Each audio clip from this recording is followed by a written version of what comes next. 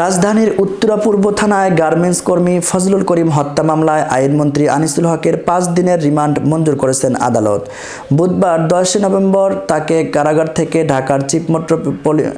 ঢাকার chief metropolitan magistrate আদালতে হাজির করে পুলিশ।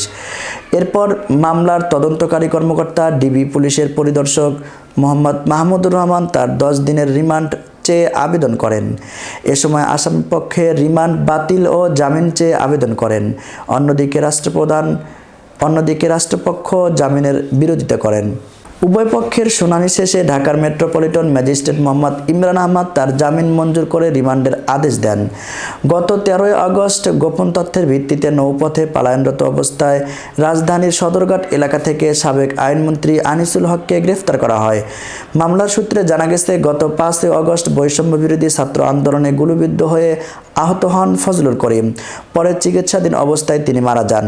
এই ঘটনার নিহতের ভাই বাদী হয়ে রাজধানীর উত্তরা পূর্ব থানায় ৪০ জনের নামে উল্লেখ করে মামলা করেন।